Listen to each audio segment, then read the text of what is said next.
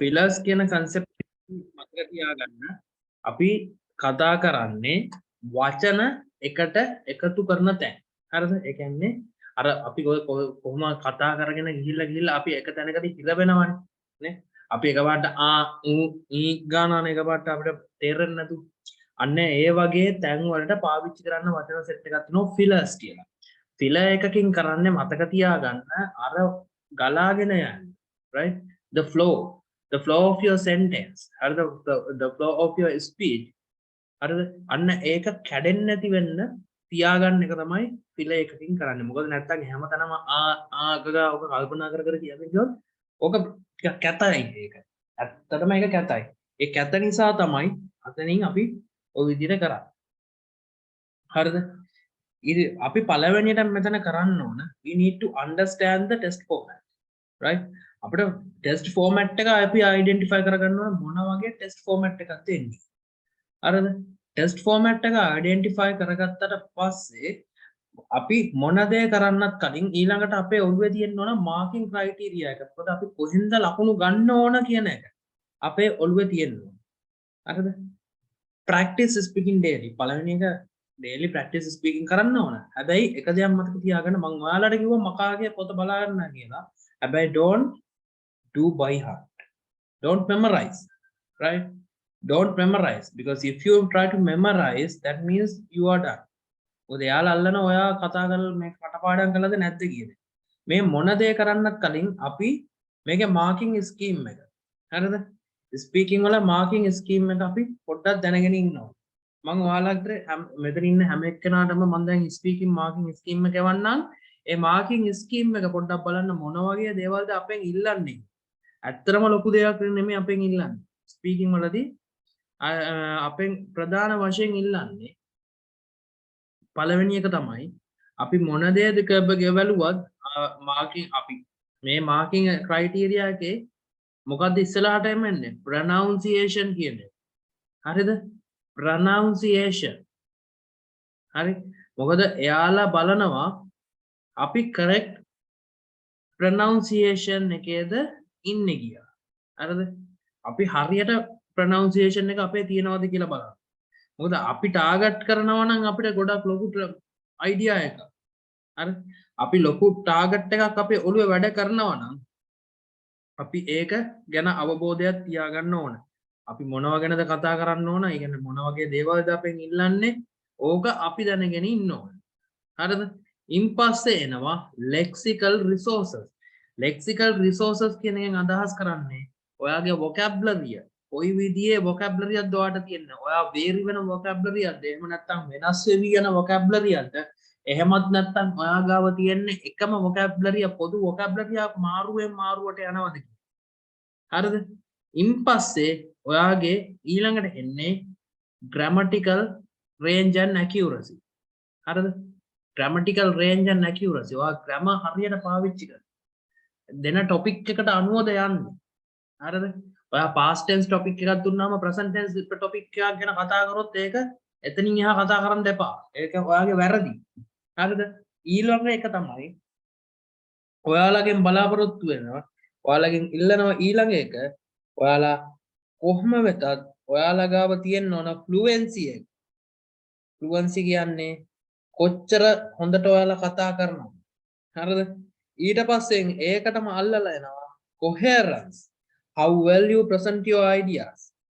ඕකත් ඔයාලා ගාව තියෙන්න ඕන. ඔය ටික තිබුණොත් විතරයි ඇත්තටම ඔයාලට බය නැතුව ඔයාලගේ මාර්කින් ස්කීම් එකෙන් ඔයාලට ලකුණු ගන්න පුළුවන්. හරි? ඔන්න මම දැන් එවන්නම් එක එක්කෙනාට ඒක චුට්ටක් බලන්න. ඔයාලගේ මොන වගේ දේවල්ද මේගොල්ලෝ ඉල්ලන්නේ?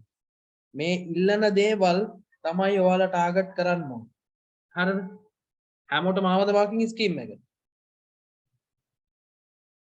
ආවද හැමෝටම? ආපු නැති එක්කනේ? කවුරුත් ඉන්නවද මාර්කින් ස්කීම් එක ආපු නැති එක්කනේ? චුට්ටක් චෙක් කරන්න මම දැන් WhatsApp දැම්මා. හැමෝටම මම WhatsApp එව්වා. චෙක් කරන්න මම එවලා ඇති. අපි එකින් එක පොඩ්ඩක් බලමු. ඔයාලගේ දැන් ඔයාලට ලකුණු ගන්න අවශ්‍ය නම් ලකුණු 9ක්. හරිද? ස්පීකින් වලට ලකුණු 9ක් අපි ගන්න අවශ්‍ය නම් Speak fluently with only rare repetition or self correction. හරිද? ඔයා self correction එක self correction කියන්නේ ඔයා විසින්ම එකපාරට කියාගෙන ගිහලා එක තැනකදී ඔයාටම තේරෙනවා ඔයාගේ grammar range එක වැරදිද. ඔයාට අග්ගල එතනින් correct කරගන්න try කරන්න. ඒවා අඩු වෙන්න ඕන. හරිද? ඒවා අඩු වෙන්න ඕන. ඒවා තියාගෙන දුවන්න බෑ අපිට. ඒකේ ප්‍රශ්නේ ඒක තියාගෙන දිව්වොත් එතන ප්‍රශ්නේ වෙන්නේ අපි එතනින් එහාට අපේ වැරදි අපිට අහු වෙන්නේ නැහැ. හරිද? ඊළඟ එක තමයි මොන දේ වුණත් කවිෂ් කියුවා ඊළඟ එක තමයි මොන දේ වුණත් rare repetition මතක තියාගන්න repeat කරන්න එපා. එකම ප්‍රශ්න එකම topic එක repeat කර දුවන්න එපා. මෙන්න ඒ කියන්නේ එකම information එක එක පැත්තකට ගගහ එක පැතිවලට ගගහ දුවන්න එපා. ඒ දිහෙම දුවන්න පටන් ගත්තොත් අපි ලොකු අමාරුවක වැටෙනවා. repetition කියලා අපෙන් ඊළඟට ලකුණු කපන්න. information එක ඇතුලේ අලුත් කරන්න. හැම තිස්සෙම information අලුත් කරන්න. information අලුත් කර ඉස්සරහට යන්න. මොකද information එක අලුත් නොකර එකම දේ repeat වෙනකොට එකම vocabulary එකක් කරකැවි යන්නේ. හරියට නිකන් අපි paraphrase කරනවා වගේ. paraphrase එකේදීත් අපි sentence reordering කියන concept එක පාවිච්චි කරනවා. හරිද? sentence reordering කියලා කියනවා. ඊට පස්සේ නැත්තම් අපි එකම දේ repeat කරන්න try කරනවා. ඒ වගේ දෙයක් තමයි මෙතනත් සිද්ධ වෙන්නේ. එතකොට ඔයාට එතනින් එම ඔයා ඉවර වෙනවා. හරිද? ඒකේ fluency එකේ ඊළඟ එක. right? Any hesitation is connected related rather than to find words or grammar. ඒ කියන්නේ ඔයා hesitant වෙන්නේ නැහැ. ඔයා එක තැනකදීවත් ඔයා දෙපාරක් තුන් පාරක් හරි දේ මොකක්ද කියන එක කල්පනා කර මේව කරන්න මේව කරන්නේ නැහැ. ඔයාට ටක් ගාලා ඔලුවට එනවා මෙන්න මේක තමයි හරියට කියන්නේ. හරිද? ඔයා කල්පනා කරලා නෙමෙයි කියන්නේ ඔයා හරියට යනවා. right? Speak coherently with fully appropriate cohesive phrases. cohesive devices කියන එක ගැන පොඩ්ඩක් මම හිතන්නේ ගොඩක් අයට මම කරා හිටපු නැති අය පොඩ්ඩක් මැසේජ් එකක් දාන්න. එතකොට මම cohesive devices කියන්නේ මොකක්ද කියන එක මම ඔයාලට කියලා දෙන්නම්. cohesive devices හරහා හරිද? cohesive devices කියන concept එක මතර පාවිච්චි වෙනවා. පැහැදිලිද? ඊට පස්සේ speak coherently. ඔයා හරියට ගලපගෙන කතා කරනවා. ගැලපීමක් ඔයා කියන information වල ඔයාගේ ගැලපීමක් තියෙනවා. You cannot tell everything like කියන ඔළුවට ආව ගත්තෙන් අපිට මේ දේවල් කතා කරන්න බෑ. ඔයා යන්න ඕනේ මේ විදියට. හරිද? Develop topics fully and appropriately. ඔයා topic එක develop කරන්න ඕන. අය අර sub topic වලට දීලා තියෙන concept 4ක්. අන්නේ දීලා තියෙන sub topic concept 4 3 ඔයා fully control කරලා දාන්න. හරිද? ඊට පස්සේ lexical resources වලට එනවා. lexical resources ගැන කතා කරොත් use vocabulary with full flexibility and precision in all the topics. හරිද? ඔයා මුල් ඔයාගේ topic එක flexible ඒ කියන්නේ verb set එක ඔයා වචන පාවිච්චි කරන වචන set එක it should be flexible. right? it should be flexible. ඒක එහාට මෙහාට යන්න ඕනේ. හරිද? එකම දේ අපිට මෙතන කියන්න බෑ. right? So I'm going to meet the doctor. I'm to the hospital. So when I go to the hospital, the doctor was there. Then I entered to the doctor's room. එහෙම කියන්න යන්න එපා. doctor කියේ හැමතැනම පාවිච්චි කරන්න එපා. right? So I went to meet a specialist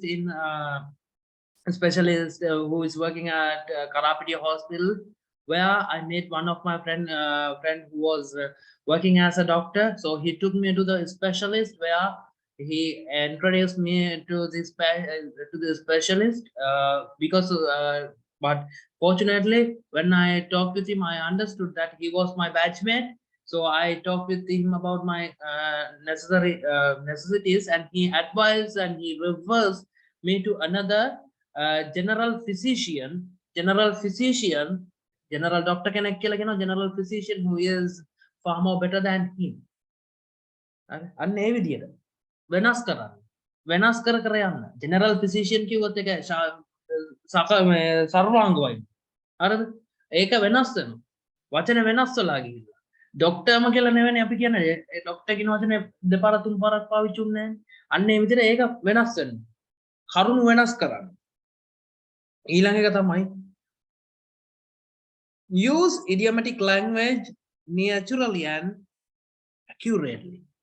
idiomatic language එක idioms විශේෂයෙන්ම idioms සහ phrasal verbs පාවිච්චි කරද්දී හරිද phrasal verbs සහ idioms පාවිච්චි කරද්දී you should be very much accurate right ඔයා accurate වෙන්න ඕන you cannot just use it ඔයාට ඒක just use කරලා දාන්න බෑ මෙහෙමයි කියලා ඔයාට just use කරන්න බෑ ඒක totally wrong එහෙම කරොත් ඔයා alright මොකද ඒ එකින් එක භාවිතාව එකින් එකට වෙනස් right ඇකේල් සේල් කිව්වොත් අපි පාවිච්චි කරන්නේ මොකක්ද සඳහාද peak point එකක් සඳහා එතනින් එහාට ගියාම මම මෙහෙම කියනවා I turn out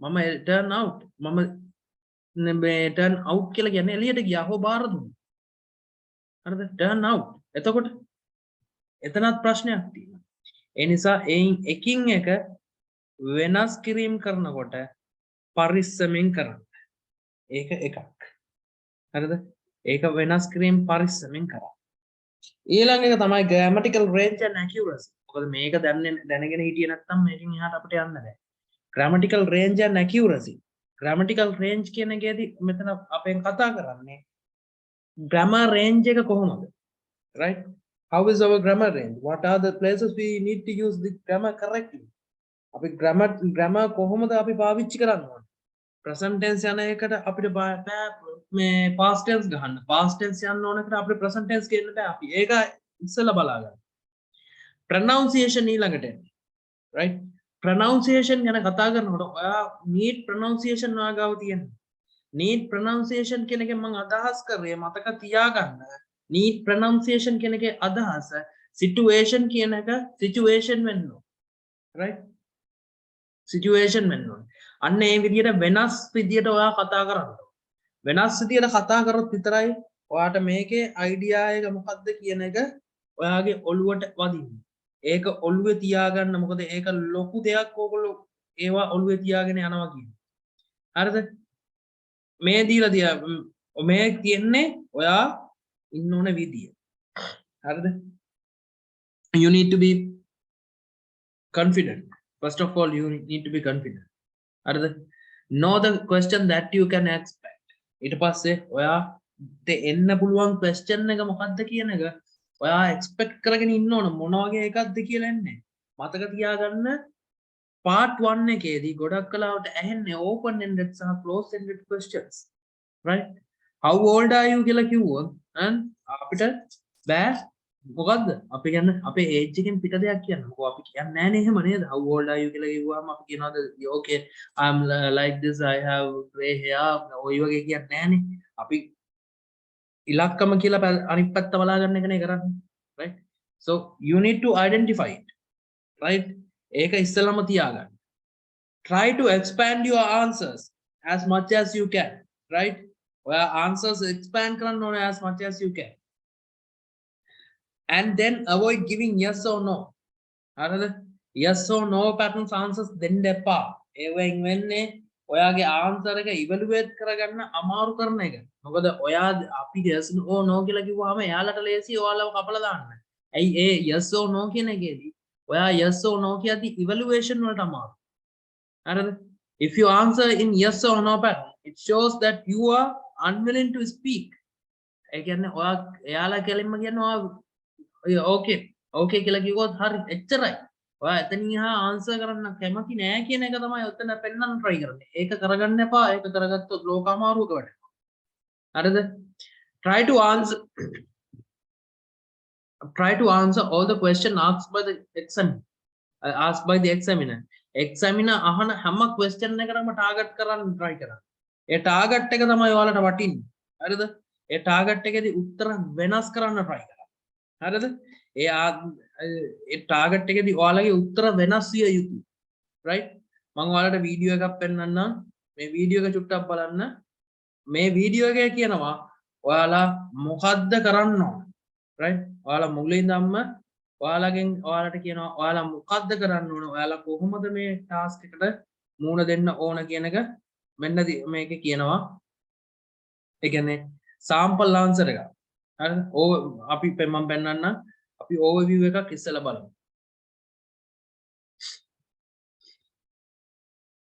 වීඩියෝ එක ප්ලේ වෙවි විනාඩියක් ඉන්න Okay, now it's time to get into the heart of our course. You've already now, by this time, gained a great understanding of the band descriptors. You know what you're supposed to do in regards to your fluency, coherence, lexical ability, grammar range and accuracy, and coherence.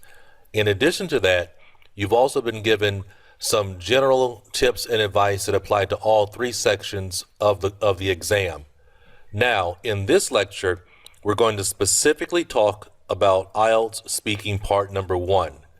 I'm going to explain the section in great detail and give you some very specific tips, advice, and strategies that apply to IELTS Speaking Part Number 1. By the end of this lecture, you'll know exactly what you need to do to get a great score on Part Number 1.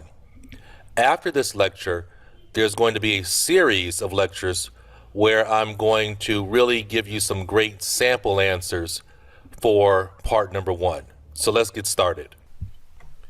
First of all, there really are kind of two parts to Part Number 1. We first have the opening questions. And these opening questions are questions that almost everyone gets. So they're going to ask, of course, about your name. Are you a student or do you have a job? Where do you live sometimes? Normally, this first part would take about 2 minutes. Then they're going to get into some more specific topic questions that might cover colors, cell phones, plants, hair, wild animals, perfume, voice changes, reading, music, a lot more specific topics. Some of these topics might come out of left field. You might not be prepared for it. And that's on purpose. The reason why is they want to be able to see how well can you speak spontaneously. Are you able to get a topic that you haven't really thought of or considered, and can you really speak spontaneously and really show a lot of fluency, coherence, great grammar, and vocabulary? The total time on Part Number 1 is about 4 to 6 minutes. Generally, it ranges around 5 minutes, and the total questions are normally around 12 questions. Now, basically, this is how it starts. There's some variations depending on who the examiner is, but this is basically how the test starts.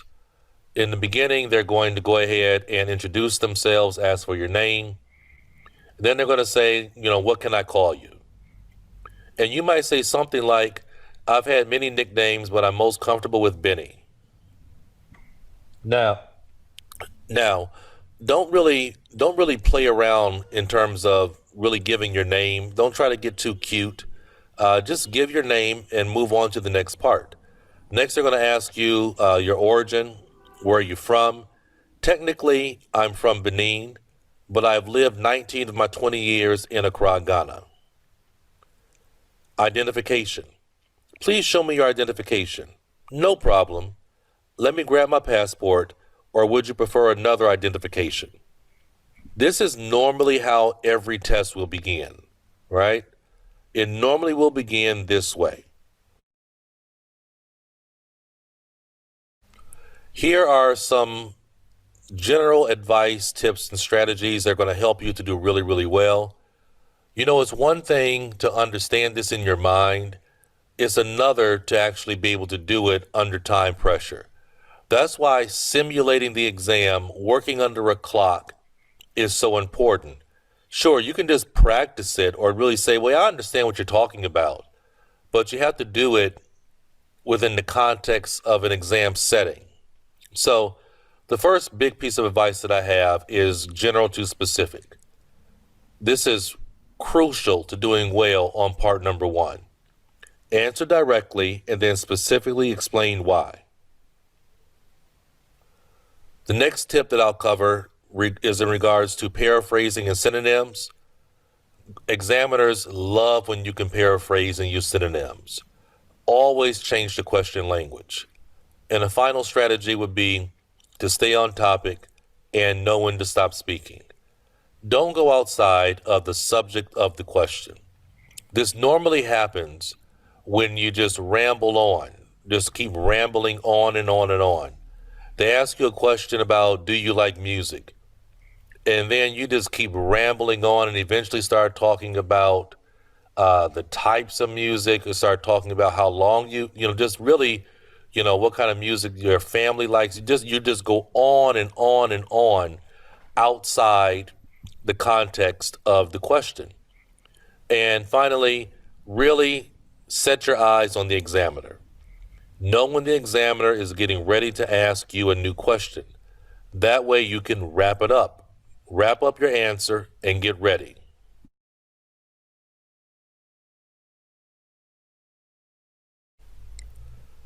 Here's some more tips and strategies and advice.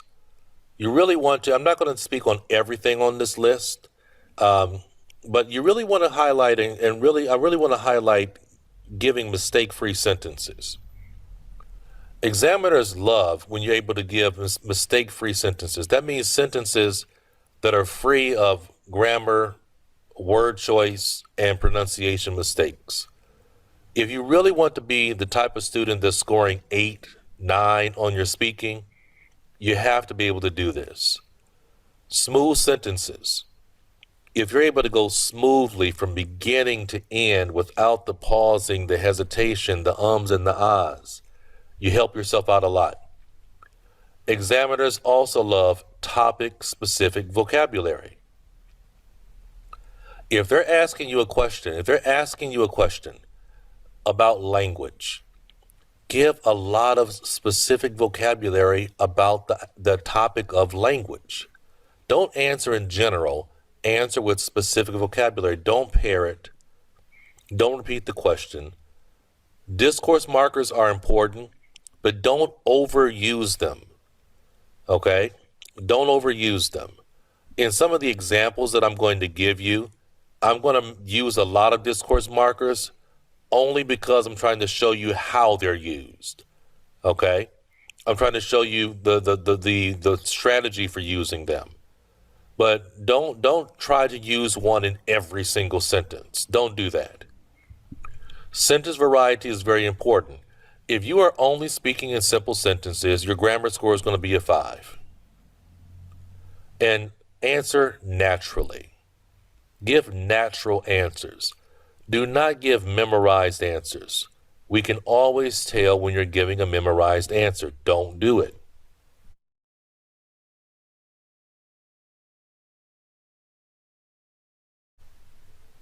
Here are some mistakes that I want you to avoid. Okay?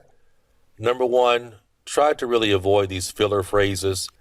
Yes, native speakers use these, but most of the time when a non-native speaker does it, it sounds prepared. It sounds like, okay, now it's my turn to go ahead and say, that's an interesting question, so I'm going to say that. It doesn't sound natural. So my general advice is just avoid doing it. Watch out for speaking in fragments. I do understand that a lot of times in natural speech, not students, but native speakers speak in fragments. But for you, they're grading your English. So I want you really to use complete sentences, please. Watch out for answering the wrong question. I talked about this a little bit earlier, but you can't just say the topic of the question is food. So I'm just going to talk about food. And they may have asked you a specific question, like what type of food do you like to eat in the evening? So if you start talking about lunch and breakfast items and other things, then you're going to be marked down for that. Okay? Answer the specific question that you are asked. And finally, avoid being a perfectionist. If you worry about your grammar, whatever grammar you know, when the exam starts is what you have. Don't worry about it. Right? If you do, you can end up messing up your fluency, pronunciation, and coherence marks.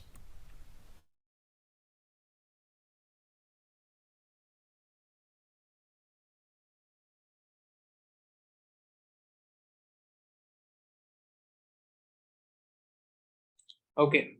So මේ video එකේ අපිට කිව්වේ අපේ මොකද්ද කරන්න ඕන කියන එක තමයි මේ මෙයා අපිට පැහැදිලිව කියන්නේ. Right? අපි ඉස්සෙල්ලම කරන්න ඕන topic related යන්න try කරන්න ඕන. හැබැයි topic related යනවා කියන එකේ මම මෙයා කියන එක එක දෙයකට මම trigger වෙන්නේ නැහැ. ඒ තමයි අර meal එකක් ගැන අහුවාම lunch එක ඒ ගැන කතා කරනවා. food එකක් ගැන අහුවාම අපිට ඕනනම් off topic යන්න පුළුවන්. right? අපි ඒ කියන්නේ off topic යනවා කියන්නේ food නම් අපිට ඕනනම් ඒ කතා කරන්න පුළුවන්. හැබැයි අපි මොන දේ කරත් ඒක යම් මට්ටමකට control එකක් සහිතව යන්න. ඒක මතක තියාගන්න. fillers පාවිච්චි කිරීමේ ටිකක් පොඩ්ඩක් සැලකිලිමත් වෙන්න. මොකද fillers yes ඒවා so ඒවා පාවිච්චි කරනකොට පොඩ්ඩක් අවුල් වෙනවා. ඔයාලා කරන ලොකුම වැරද්ද තමයි මේක හොඳට මතක තියාගන්න. මේක බහුතරයක් අය කරන ලොකුම වැරද්ද. ඔයාලා පාවිච්චි කරනවා fragment kind of sentences. හරිද? sentences වල fragment cases. කවදාවත් fragment පාවිච්චි කරන්න එපා sentence එකකට කතා කරන්න යනකොට. මොකද කතා කරන්න යද්දි ඔයාලා fragment එකක් පාවිච්චි කරොත් එතනින් ඉවරයි. හරිද? And what you need to do is listen carefully. First listen carefully, don't give wrong answers. හරිද? grammar ගැන ලොකුවට හිතන්න යන්න එපා. හැබැයි එක දෙයක් මතක තියාගන්න, if you use simple sentence structures. හරිද? මම ඒකයි මම මුලදීම කිව්වේ you need to have an idea about sentence structures. ඔයා sentence structures කියන්නේ මොකක්ද කියන එක ඔයා දැනගෙන ඉන්න ඕන. හරිද? sentence structures කියන එක ඔයාගේ ඔළුවේ නැති වුණොත් ඔයා කොහොමද කතා කරන්න අපිට ඕන කරන sentences ටික හොයාගන්න. ඒ නිසා sentence structures පිළිබඳ අවධානයෙන් ඉන්න ඒක අනිවාර්යයි. ඒක අවධානයෙන් නොහිටියොත් වෙන්නේ ඔයා වැරදියටම තමයි ඒ ඔයා දන්න sentence ටික ඔයා පාවිච්චි කරන්නේ. හැබැයි ඒ sentence ටික පාවිච්චි කරාට වැඩක් නැහැ. ඔයාට එන්නේ එකම මාක් එක. හරිද? මං ඔයාලට හිටපු අයට මං කියලා ඇති ප්‍රධාන වශයෙන්ම මොකද්ද අපි පාවිච්චි කරන්න ඕන sentence type කියන්නේ. අපි sentence type හතරක් අපි ඉංග්‍රීසි වල අහුවෙනවා. ඉංග්‍රීසි වල තියෙන sentence type හතරම ඕකත් උඩට දාන්න පුළුවන් ලොකු දෙයක්. simple sentences, right? complex sentences, compound sentences, compound complex sentences. ඔය සේරම ඕක ඇතුළේ ඔබලා කියන්න පුළුවන් නම් ඔයාලගේ sentence variety එකක් තියෙනවා. හරිද? ඒ sentence variety එක හරිද වෙනස් කරගා ඒ variety එකත් එක්ක යනකොට අර ඔයාලගේ මොකක්ද එකම වචනේ දෙපාර තුන් පාර පාවිච්චි වුණත් ඒ වචනේ අඩුව මැකෙනවා. ඒ වෙන අඩුව මැකෙනවා. පුළුවන් නම් අන්න ඒවා පුළුවන් තරම් ඇතුලේ එක දිගට පාවිච්චි කරන්න. හරිද? මෙයා sentences දික් කර ගැනීම ගැන කතා කරොත් හොඳට ඔළුවේ තියාගන්න sentence දික් කරගන්න අපිට එකක් තියෙනවා linking words පාවිච්චි කරන්න පුළුවන්. හරිද? ඒ කියන්නේ conjunctions වෙන විදිහකින් කිව්වොත් අපි conjunctions පිළිබඳව අවධානය තියාගෙන දුවන්න ඕන. conjunctions වලින් තමයි ප්‍රධාන වශයෙන්ම අපි කරන්නේ අපේ idea එක එහාට මෙහාට අදින එක. හරිද? ඒ කියන්නේ linking word එකක් කරා because කියන එක කරා අපිට reason එකක් දෙන්න පුළුවන්. ඕනනම් ඊට පස්සේ reason එකට පස්සේ අපිට තවත් ඕනනම් time එකක් ගැන කතා කරන්න පුළුවන්. ඒකට when කියන එක පාවිච්චි කරන්න වෙනවා. ඔය විදියට මාරුවට භාවිතා කිරීම තමයි අපි ඉස්සෙල්ලම කරන්න ඕනේ. හරිද? ඒ වගේම මම දැන් තව එකක් ඔයාලට පෙන්නන්නම්. පළවෙනි එක ඊළඟ method එක තමයි අපි පාවිච්චි කරන්නේ compare කරන්න. ideas compare කරන්න. හරිද? ඒ ideas compare කරන්න. ඔයා දෙන idea එක මොකක්ද කියන එක කියලා ඒක compare කරන්න තවත් එකක්. එතකොට ඒක ගැලවෙලා වෙන් වෙලා තවත් දීර්ඝ වෙනවා. හරිද? ඊට පස්සේ contrasting details. ඒකට යන තවත් contrasting details but however whereas moreover although even though ඔන්න ඕවා දාලා ඒවා දික් කරා. හරිද? give a reason why. ඔයා කියන්න යන මොනකක් හරි දෙයකට reason එකක් දෙන්න. ඇයි මම මෙහෙම කියන්නේ කියලා. හරිද? combine and add details. combine. ඒක combine කරනවා කියන්නේ අර විදිහට conjunctions වලින් combine කර කර මේක expand කරන්න උපරිම try කරන්න. ඒ expand කිරීම ඔයාලට ලොකු දෙයක් කරනවා. ඒක අමතක කරන්න එපා. ඔය ටෙක්නික්ස් ටික ඔළුවේ තියාගන්න මේවා කරන්න ඕන විදිහ ගැන. ඔයාලා ඉන්න සේරම එක දෙයක් මතක තියාගන්න මොන දේ කරත් ඔයාලා sentence structures පිළිබඳව හොඳ අවධානයක් තියාගෙන දුවන්න. ඒ අවධානය තියාගෙන දුවන එක අනිවාර්යෙන් සිදුවිය යුතු දෙයක්. මොකද ඒක හරියට පුතේ ඔයාලගේ අතින් ගෙරුම් නැති වුණොත් ඔයාලා හැමදාම එකම sentence method එක පාවිච්චි කරයි. ඔතනින්ම ඔයාලගේ ලකුණු නැහැ. ලකුණු අඩු වෙන්න ප්‍රධාන හේතුව මේ ස්පීකින් වල.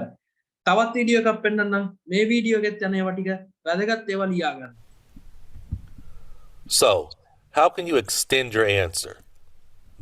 Now what we're getting into now is really the key to your doing a great job on part number 1. How do you extend your answer? Well, You can compare.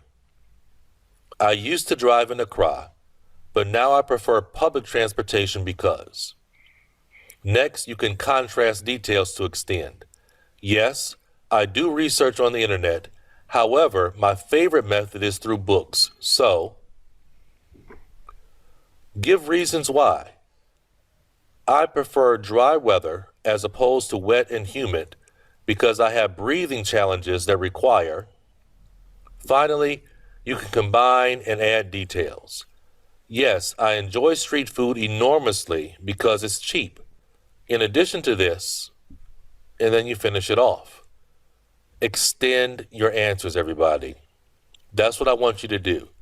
When you are speaking in part number 1, extend the answer. Answer, extend, stop. Answer, extend, stop. Now, we're going to move on to what I said earlier was really, really important. Speaking from general to specific. To make sure you understand this, I'm going to give you 4 good examples of what I mean by speaking general to specific. I need you to do this in part number 1, please. Example 1. What foods do you like the most? Pizza is my favorite food of all time. That's a general statement, right? Now, extend it with something specific. Not only do I love the cheese, but also the thick crusted bread, rich tomato sauce, Italian pepperoni, and an array of locally grown vegetables. Specific. Go from general to specific.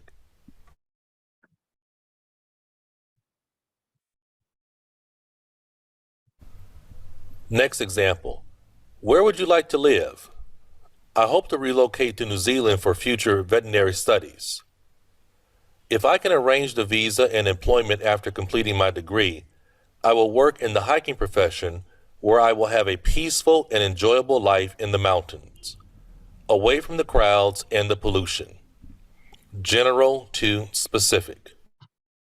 අපි ඉස්සෙල්ලාම කරන්න ඕන මොන දේ කරත් අපි ඉස්සෙල්ලා general එකෙන් පටන් අරගෙන ස්පෙસિෆික් කරනවා.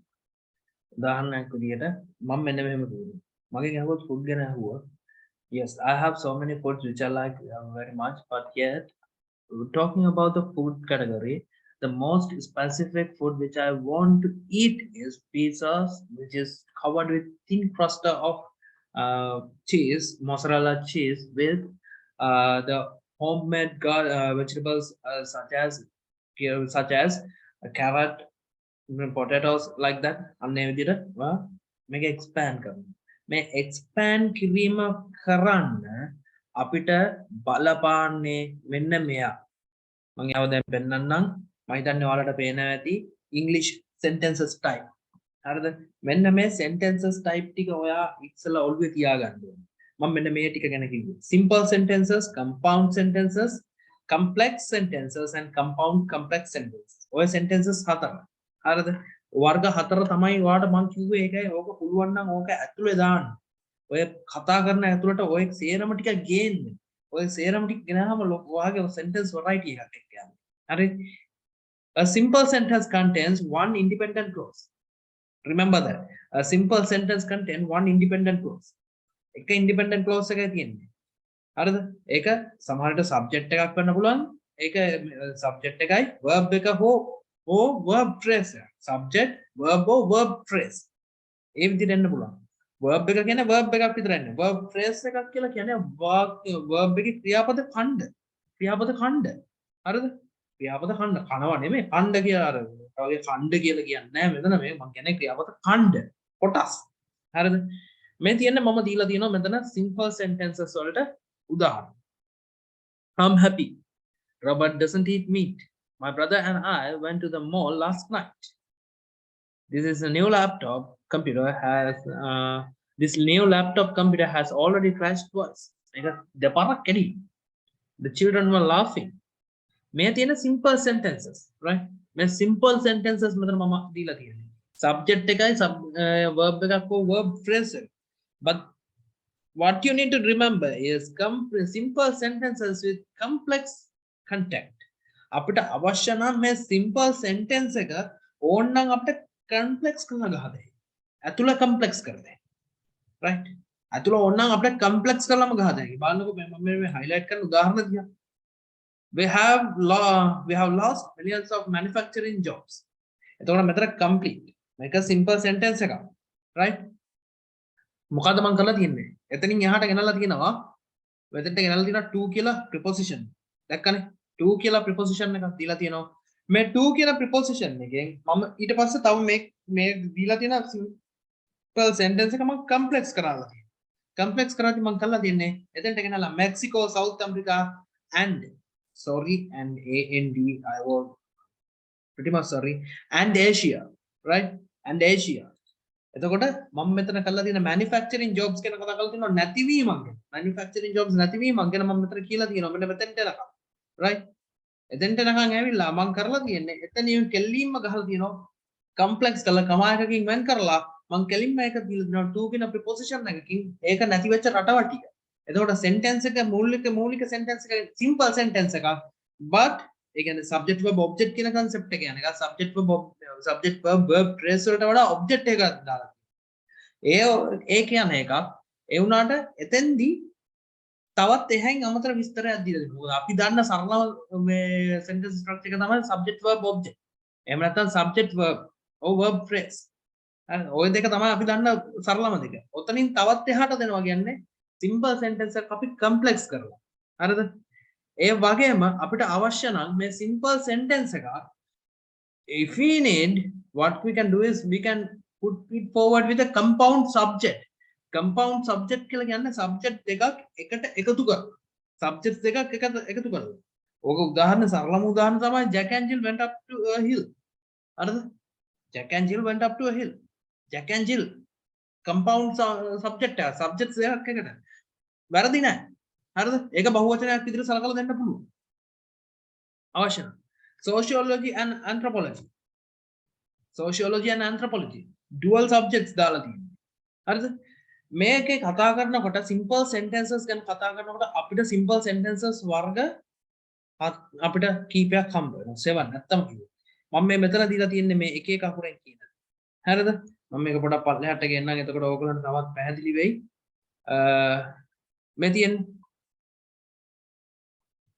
හරි ඒක අපි පස්සෙට ගෙන්නම් මම මේ අපි මේ වගේ subject එකක් verb එකක් do කියන්නේ direct object හරිද development officer නෙමෙයි io කියලා කියන්නේ io නෙමෙයි io කියලා කියන්නේ indirect object sp subject predicative op object predicative or adverbial ඒ විදිහට තමයි අපි මේව හදන්නේ හරිද මේ වයිදී එකක් මතක තියාගන්න අපිට හම්බ වෙනවා verbs වර්ග දෙකක් transitive verbs are intransitive verbs හරිද transitive verbs in simple sentence it's raining it is කියන එක is කියන එක transitive intransitive verb එක intransitive කනට වටන verb එක හරිද මතක තියාගන්න මේ දෙකේ වෙනසක් තියෙනවා transitive verbs must have a object හරිද transitive verbs must have a object ඒ කියන්නේ intransitive කියන it is කියන වගේ ඒවට අපිට object එකක් දාන්න අපිට අවශ්‍යතාවයක් නැහැ මේක අපි object raining කියන එක object එකක් විතර නෙමෙයි අපි ගණන් ගන්න right ඒක තවත් verb එකක් විදිහට අපි rain කියන එක verb එකක් විදිහට අපි ගණන් ගන්න but if you are using transitive verb හරිද transitive verb එකක් පාවිච්චි කරනවා නම් ඒක object එකකින් follow කරන්න ඕන කියන එක ඔළුවේ තියාගන්න transitive verbs අපිට දාන්න පුළුවන් system එක මෙන්න තියෙනවා මම මෙතන දීලා transitive verbs in the simple sentence මෙන්න මේ විදියට තමයි ඔයා මේක හදන්න ඕන හරිද මේ තියෙන දේ හදන්න ඕන ඔන්න ඔය විදියට svdo හරිද sv subject verb direct object sviodo subject verb io කියන්නේ indirect object and direct object svo subject verb object adverb right so ඊට පස්සේ subject verb direct object predicative ඒ විදියට වෙනස් කරන්න මෙන්න මේ සිස්ටම් එක simple sentence පාවිච්චි කරත් මෙන්න මේ විදියට වෙනස් කර කර යන්න එතකොට ඔයාලගේ ideas ගොඩක් clear වෙනවා හරිද ඉන් පස්සේ අපිට එන්නේ compound sentences a compound sentence has two independent clauses joined by a linking word condition එක ඔන්න ඔක. independent clauses දෙකක් තියෙන්න ඕන. ඒ independent clauses දෙක join වෙලා තියෙන්න ඕන. හරිද? linking word එකකින්. හැබැයි මතක තියාගන්න මේක හැමතිස්සෙම කරන්න යන්නත් බෑ අපිට. ඒකත් ඔළුවේ තියාගන්න. මොකද හැමතිස්සෙම අපි linking word එකකින් අපි සමහර ඒක sentence type එකත් එක්ක වෙනස් වෙනවා. සමහර sentence type වලදී අපි මේක හැමතිස්සෙම linking word එකකින් අපි මේක කරන්න ගියොත් මම හිතන්නේ common writing errors කියලා කිය පාඩමේ හිටපුවාට මතක ඇති. එතෙන්දි සිද්ධ වෙන්නේ අපි හැමතිස්සෙම මතකද මම දුන්නා the GDP of Japan was කියලා sentence එකක් මේවා කරා මතක ඇති. ඒ sentence එකේ තියෙන විදියට හැමතිස්සෙම අපිට කරන්න බෑ. මොකද ඒක හැමතිස්සෙම කරොත් ඒක වැරදි. compound sentence එකක් හැමතිස්සෙම link කරන්න යන්නත් එපා. ඒක වරදින්න එක ඉඩ. හරිද? Each independent clause could be a sentence by itself, but connect them with the linking word. ඒ කියන්නේ compound sentence structure එකේදී විතරයි මේක කරගන්න ඕන. හරිද? compound sentence structure එකේදී විතරයි. හරිද? compound එක sentence structure එකේදී linking word කියලා ගණයට මම වෙනම දෙයක් කියන්නම් කෙලින්ම conjunctions coordinating conjunctions නම් පුළුවන් නම් පාවිච්චි කරන්න. ඒක එච්චරයි කරන්න ඕන. වෙන ඒ වයින් යන්න එපා. ඒක මගේ ඉල්ලීමක්. හරිද? coordinating conjunctions විතරක් පාවිච්චි කරන්න and but so then yet ඔන්න ඔය වගේ ඒවා. හරිද? ඔතනින් එහා දේවල් වලට යද්දි පරිස්සමෙන් වැඩ කරන්න. මොකද coordinating conjunctions අපි එක වාක්‍යයක් ඇතුලේ ආයෙ link කරලා යන්න දිගටම ඔය වැඩේ කරන්න ගියොත් සමහර විට අපි වැරදි sentence type එකක් ලියලා ඒ sentence type එක link කරන්න ගියොත් අපි විනාශයක් වෙලා නතර වෙන්න පුළුවන්. Robert doesn't eat meat, so Barbara made a special vegetarian dish for him. My brother and I went to the mall last night, but we didn't buy anything. Right? දෙකම සම්පූර්ණ දෙපැත්තට යන complete sentences දෙකක්. අපි coordinating conjunctions විතරයි පාවිච්චි කරලා තියෙන්නේ මේ දෙක එකට එකතු කරන්න. සැලකිල්ලෙන් ලියන්න. මොකද හැමතිස්සෙම අපිට මේ concept එක උඩ දුවන්න බැරි බව අමතක කරන්න එපා. එහෙම දුවන්න ගිහිල්ලා වැඩේ අනා ගන්නත් එපා. ඊට පස්සේ යනවා complex sentences. Complex sentences has a main clause and one or more adverbial clause. Adverbial clause usually comes after the main clause. මතක තියාගන්න main clause එකෙන් පස්සට තමයි adverbial clause එක අනිවාර්යෙන් වටෙන්න ඕනේ. ඊට ඉස්සරහට එන්න බෑ. හරිද?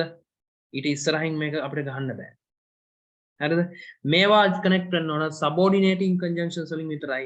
උඩ තියුනේ coordinating මේවා connect කරනවා නම් අපි connect කරන්න ඕන subordinating conjunctions වලින් විතරයි. හොඳට ඔළුවේ තියාගන්න. මාරු කළා කරන්න යන්න එපා. ඉවරයි වෙන්නේ.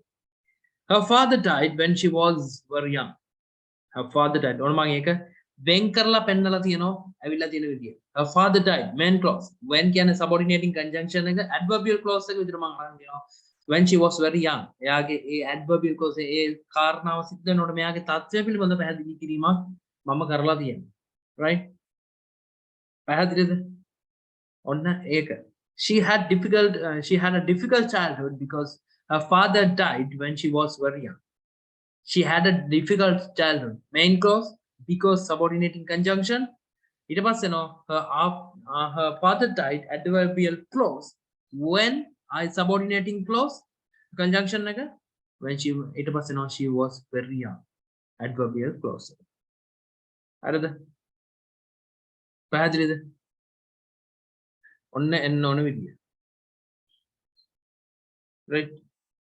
ඊට පස්සේ අපි මතක තියාගන්න ඕන අනිත් එක තමයි a dependent clause cannot be a complete sentence by itself. Dependent clause එකක් අපි මේක join කරන්න බෑ කියන එකත් ඔළුවේ තියාගෙන වැඩ කරන්න. but you need to explain it if you are using coordinating conjunctions පිළිබඳව අවධානයෙන් ඉන්න. dependent මෙන්න මේවා තමයි coordinating conjunctions මේ තියෙන set එක. මේවා තමයි අපි භාවිත කරන්න ඕන. හරිද? ඊට පස්සෙන් අපිට එනවා compound complex sentences.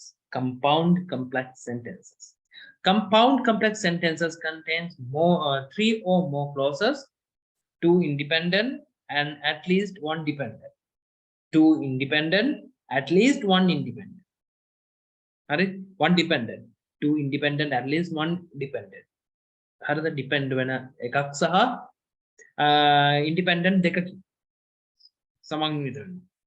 I'm happy even though I don't make much money. Come on, but my kids are always complaining since we can't afford to buy the newest toys. Independent clause 1. I'm happy and my kids are always complaining. एक independent एक clause है. Dependent clause. Even though I don't make much money and since we cannot afford buy the newest toys. හරිද linking word එකක් විතර මෙතන වැඩ කරලා තිනවා but කියන linking word එක. හරිද ඊළඟ උදාහරණ දිහා බලන්නකෝ. ඊළඟ උදාහරණය Robert, a friend I have known since high school, doesn't eat meat, so Barbara made a special vegetarian dish for him. Independent clause 1. Robert doesn't eat meat and Barbara made a special vegetarian dish for him. Dependent clause 1. A friend known since childhood. ඒ කියන කාල පරාසය ළමා කාලයේ සිටම දන්නා පුද්ගලයෙක් වූ මොහු. ඒක තමයි ඔය කියන්නේ. ඔන්න ඔය විදිහට තමයි අපි sentences අපි හදන්න ඕනේ. හරිද? ඔන්න sentences හැදෙන විදිහ. හරිද? ඔන්න ඔයාලගේ ඉල්ලීමක් මම මේවා කරා. මම දැන් ආයෙ එන්නම් අර වීඩියෝ එක අපි පොඩ්ඩක් බලමු. ඒ වීඩියෝ එකේ තියෙනවා ගොඩක් දේවල් ඔයාලට අවශ්‍ය කරන. ඒ වීඩියෝ එක අනිවාර්යයෙන්ම ඒ වීඩියෝ එක ඔස්සේ දුවන්න. ඒ වීඩියෝ එකෙන් තමයි අපි ගොඩක් දේවල් මෙතන මේවා කරන්නේ. Sauce, Italian pepperoni, and an array of locally grown vegetables. Specific. Go from general to specific.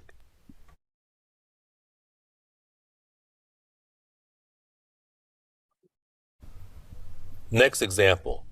Where would you like to live? I hope to relocate to New Zealand for future veterinary studies. If I can arrange the visa and employment after completing my degree, I will work in the hiking profession where I will have a peaceful and enjoyable life in the mountains, away from the crowds and the pollution. General to specific.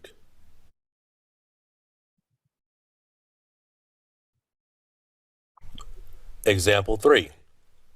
Do you like to watch television? First, we have the general statement. Answer the question. Every blue moon, I might check out what's on TV. That's a general statement, general answer. Then, get specific. Currently, the NBA is having its regular season, and if the Lakers are on, I might watch a couple of quarters if the game is interesting. Specific. And finally, example number 4. What do you dislike about your job?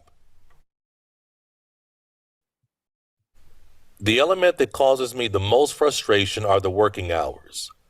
Take last Tuesday, for example, where the boss insisted that the entire team extend the workday until 6 p.m., which caused me to miss my son's piano recital.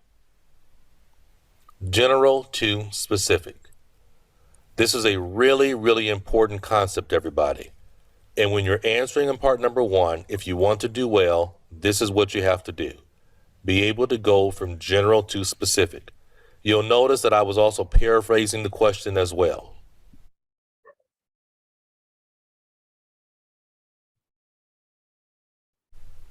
Now, we're going to move into more about really paraphrasing the question. Here, I'm just really focusing on paraphrasing the question. I'm not going to extend the answer. I'm just really trying to show you how you go about paraphrasing the question. So first, do you work or are you a student? I used to be employed, but now I'm learning the fine art of architecture. Did you ever live in the countryside? I've never resided in a rural area, but I wouldn't say I'm ignorant of the lifestyle there. What do you like or dislike about this place? I can come up with a few pros and cons associated with my current housing situation. So let's look at these three. Work, employed. Learning, student. Used to be, really good fluency tool to be able to give a nice extended answer. Rural area, countryside. Resided, live. Lifestyles related to countryside and living also. Come up with. Using these kind of phrases is really great. The phrases like come up with are the kind of phrases, idiomatic language that they really like a lot. Pros and cons, like or dislike, housing situation, and place. That's what we call the art of paraphrasing the question. Some of you may be saying, well, this is really difficult. How can I do that? It comes with practice. It's a skill. You have to really work on being able to do it, and it happens through practice. Do you consider yourself a patient person? Being a fairly even-tempered practitioner of meditation, I'd answer affirmatively that I can tolerate delays.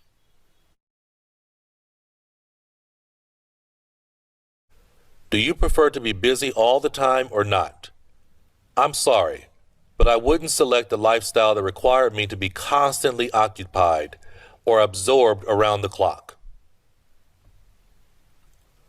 Do you like to dye your hair? Certainly. Coloring my locks is an activity I adore because I visually appear to be someone new and exciting.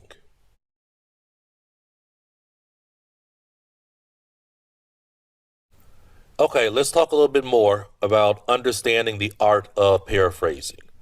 Paraphrasing, again, it means similar meaning or the same thought as the original. You're changing up the words, you're saying it in a different way, you're changing the word order, you're paraphrasing. Sometimes the object becomes the subject becomes the object. That's part of paraphrasing. So let's look here. Let's look at this one right here. Why is violent crime rising among teenagers? Why is violent crime rising among teenagers? We have the word violent. We can find synonyms for that. We can paraphrase that language. Crime, teenagers. And here is a student response. Brutal offenses are definitely on the rise among adolescents. In fact, numerous factors could explain this, but I would point towards a lack of parenting, violent video gaming, and poor schooling. Out of those three, I would settle on absent caretakers as the primary cause because that's who holds responsibility for refining morals and ethics in young people. Brutal, violent, offense, crime, adolescent, teenager. Paraphrase, paraphrase, paraphrase, paraphrase. Right? Here we see some idiomatic phrasal verb language like point towards, settle on, collocations, holding responsibility, fluency language, in fact. Out of those three, fluency language, because helps you to extend an answer, right? These. හරි මෙතන මෙයා කියන්නේ මූලික වශයෙන්ම අපි ඉස්සෙල්ලාම අපෙන් අහන question එකට අපි උත්තර දෙනකොට ඒ question එක අනිවාර්යයෙන්ම පුළුවන් තරම් paraphrase කරන්න. එකම වචනේ. දැන් where do you work or study කියලා අහුවොත් එකම විදිහට කියන්න එපා yes I'm study, right? Yes I'm working. අර එහෙම කියන්න එපා. ඒක එතන ඔයාලගේ දෙන්නේ තනිකරම ඔයාලා වැරදි අයිඩියා එකක් එතන දෙන්නේ. ඒ කියන්නේ ඔයාලට මේ වචනේ එතන work නම් work කියන වචනෙන් එහා ලෝකයක් ඔයාලට නැහැ කියන එක ඔයාලා පෙන්නන්නේ. එහෙම කරන්න එපා. ඒකට කෙලින්ම කියන I used to be employed. නැත්නම් I'm currently I'm employed. Right? Currently I'm employed. ඒ විදියට. ඒ විදිහට ඔයාගේ වචනේ වේරි කරනවා නම් ඒ වචන වේරි කරනවා නම් ඔයාලට මේ paraphrasing කියන ටෙක්නික් එක මේක ඇතුලේ උපරිමයෙන් පාවිච්චි කරන්න. part 1 එක ඇතුලේ අපි මම කිව්වා extra information දෙන්න ඕන කියන එක. මේක paraphrasing කර කර දුවනවා කියන්නේ ඔයා පුළුවන් තරම් ඔයා අමතර තොරතුරු ලබා දෙනවා. right? ඒ නිසා පුළුවන් තරම් paraphrase කරන්න. පුළුවන් තරම් paraphrase කරන්න. That's the best thing which you can do, right? To take your to take I mean to take a good mark from your examiner, right? අපි මෙතෙන්දී බලන්න ඕන පළවෙනි එක. හරිද? question එක අපි paraphrase කරගෙන යන එකේ වාසිය මොකක්ද? හරිද? paraphrase කරගෙන යන එක. Is your hometown a good place? Yes, my hometown is a good place. හරිද? එකම දේ කෙලින්ම ගහලා තියෙන කෙලින්ම ගිහින් තියෙන එකම දේ වදිලා දිනවා ඩූංගල වදිලා දිනවා එකම දේ එක්ක දුවන්න එපා. ඒක තනිකරම ඔයා ඉවර වෙන වැඩක්. right? තනිකරම ඔයා ඉවරයි. එතනින් එහාට කතා කරන්න බෑ. එතනින් එහා ඔයා ඉවරයි. එතනින් එහාට ඔයාලා කතා කරන්න බෑ මේකේ. right? So what you need to do is try to develop. Definitely most consider Shanghai to be a great city. Shanghai කියන එක මේ දින්නේ. But would take a step further and say it is fantastic. අන්න ඒ පොඩක් වෙනස් වුණා. But I would take a step further. තව එක step එකක් එළියට බලලා මම කියනවා මේක fantastic. හරිද? What other metropolises has water villages, historical cities? අන්න ඒ විදිහට පුළුවන් තරම් ඔයා expand කරන්න. සරලම උදාහරණයක් මම මෙහෙම කිව්වා. Yes, I'm from Galle, which is situated near to the coastal line of the southern province of Sri Lanka, where you can see many tourist attracted places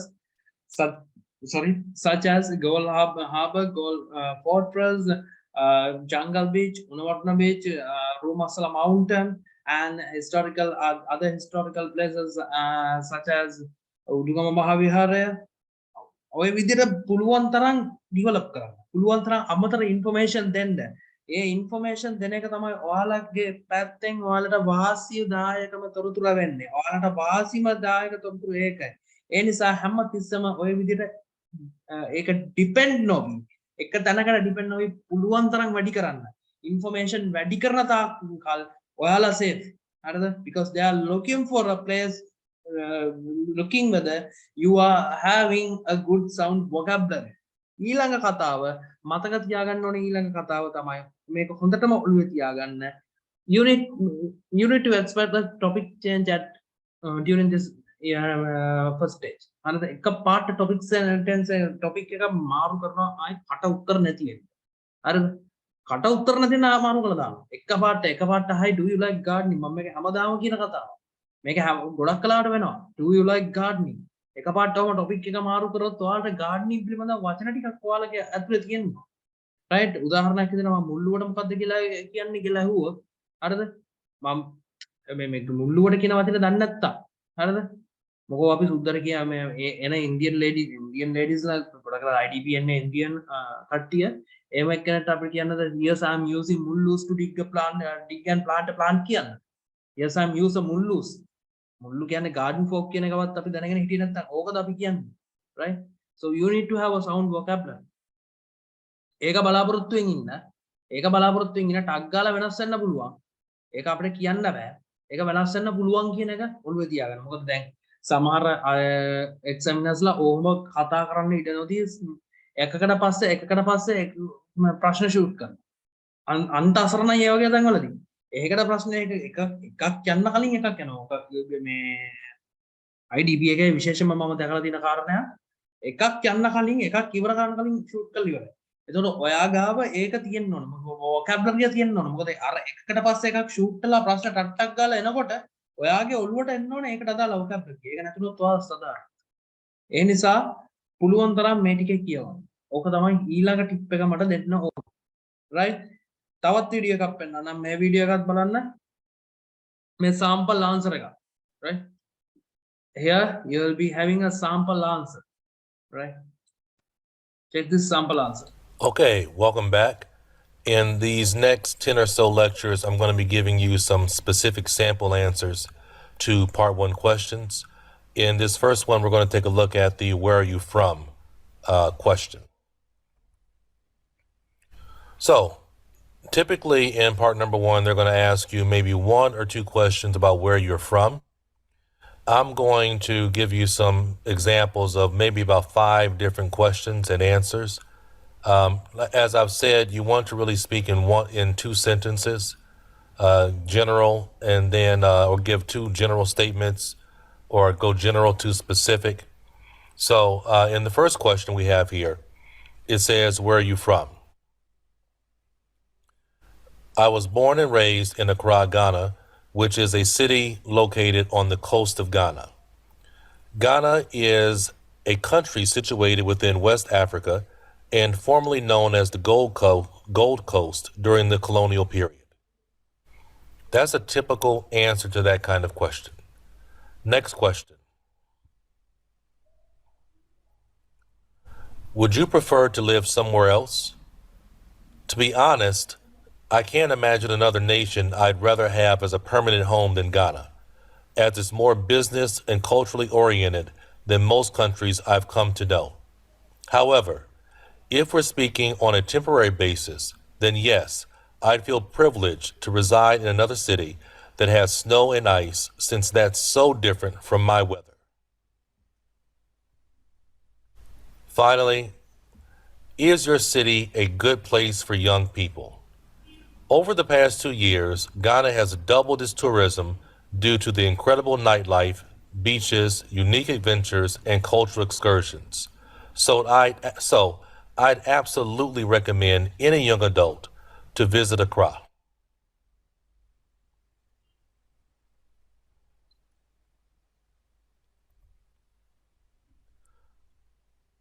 And we could actually finish that off if we wanted to add one more sentence by saying, most of us in our 20s and 30s aren't particularly rich, so Accra would be an attractive option since it's so budget friendly to go along with a warm sense of hospitality.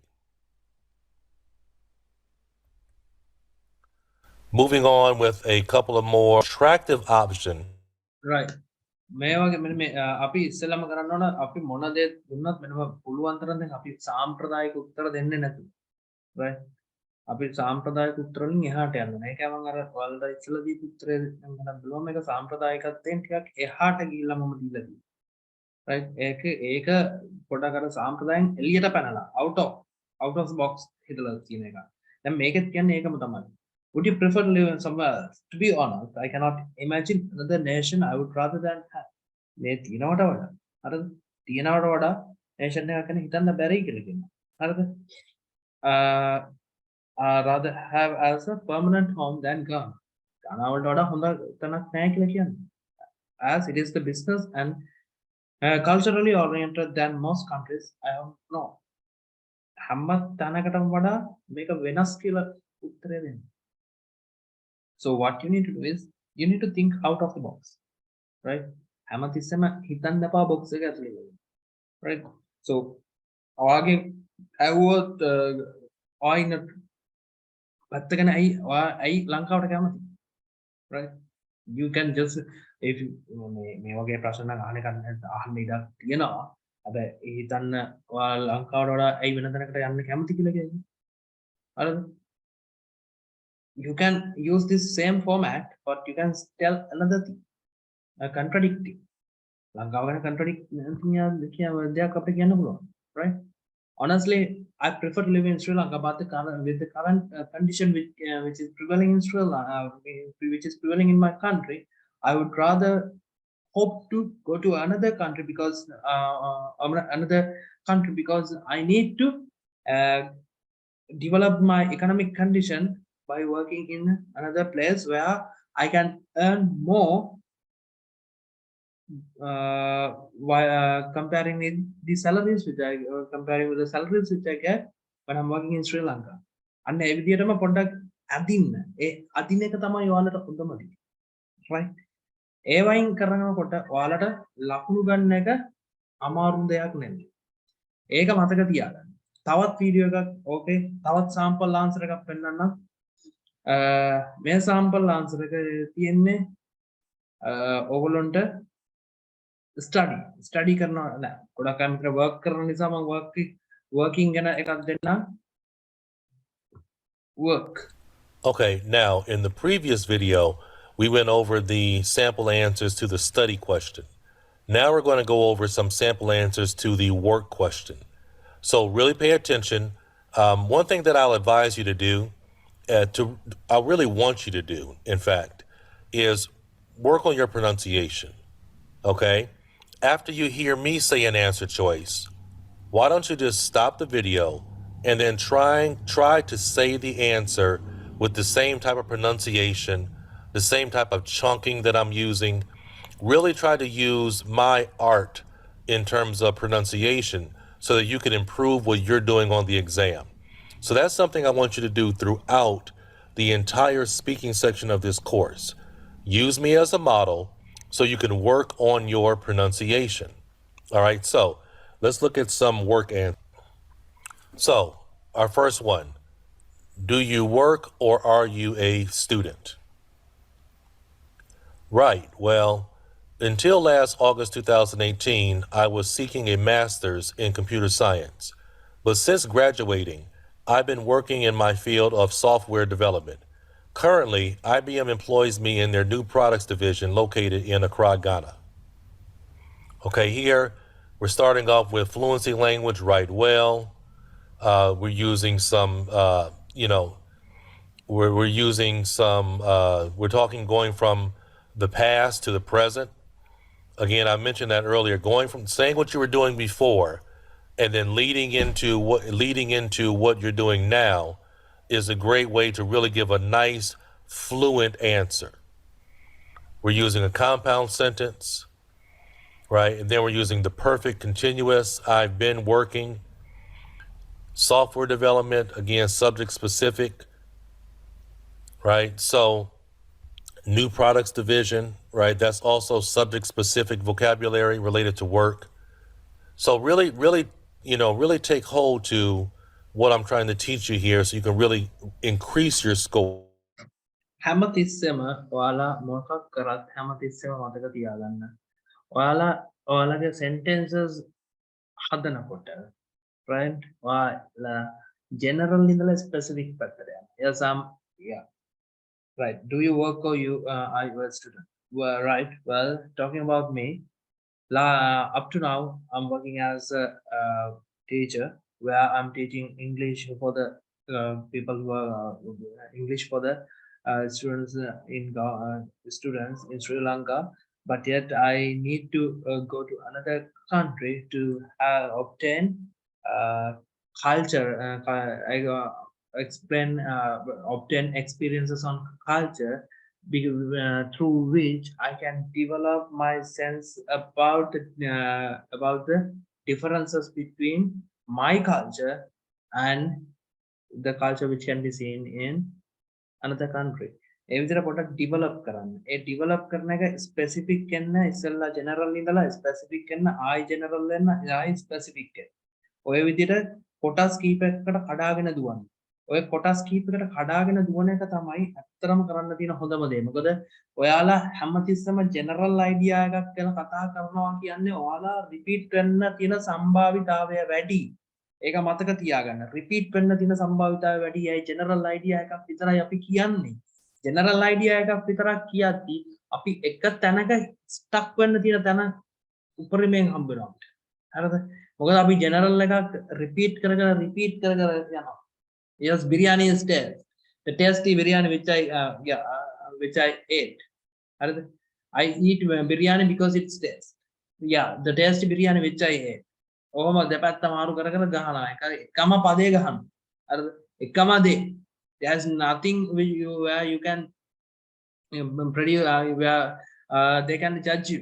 හරිද? ඔයාලව ජජ් කරන්න දෙයක් නැහැ යාළුවා. එකම මේක කරගෙන. එකම මේක හැම තිස්සෙම කරවම ගහනවා. ඔය වගේ කරගන්න නැතුව පුළුවන් නම් ඔයාලා දැන් මම ඉස්සෙල්ලා ඔයාලට කිව්ලාදී IBPF කියලා ටෙක්නික් එකකට යන්න කියලා දැන් මේ ඔයාලගේ දෙවෙනි ටෙක්නික් එක ඔයාලා පුළුවන් නම් ස්පෙસિෆික් ජෙනරල් යන්න ජෙනරල් වලින් ස්පෙસિෆික් යන්න ස්පෙસિෆික් වලින් ආයි ජෙනරල් යන්න ජෙනරල් වලින් ආයි ස්පෙસિෆික් බහින්න ඔය ස්පෙસિෆික් බහින්න ඔය සිස්ටම් එකේ දුවන්න where you can obtain more marks through which you can obtain more marks හරිද ඔයාලට marks obtain කරගන්න පුළුවන් මීට වඩා ඒක මතක තියාගන්න.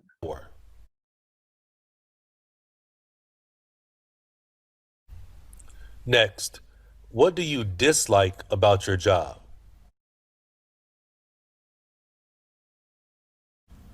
Recently, I've been considering the pros and cons of my employment. At the end of the day, I like 90% of my work responsibilities, but I would have to say that I disapprove of the long working hours and the unusual schedule that results from us having to collaborate with clients in Japan. Right? Here we have a lot of good language. Pros and cons. Instead of saying dislike, employment, instead of saying job, fluency language. At the end of the day, right? Work responsibilities. That's a really good collocation there. Compound sentence, but, right? I would have to say that. Fluency language. Disapprove, dislike synonym. Collaborate is really good work vocabulary, right? If you're really මේ තියන්නේ මේ වගේම තවත් උත්තරයක්. හරිද? අපේ ගොඩක් කට්ටිය කෙනා ගොඩක් තැන්වල මම අහලා තියෙනවා පාවිච්චි කරන්න එපා කියලා. මොනවද?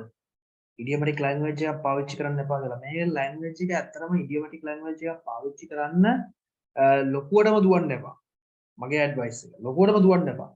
හැමතිස්සෙම සෙන්ටෙන්ස් එකක් පටන් ගන්නකොටම මෙහෙම දැන් මම මෙහෙම කියනවා. So I do not need to hit the accuracy of the company because there are so many props and cons in my company. Because of that, I don't need to hit it because hit the accuracy where I simply resign from the job.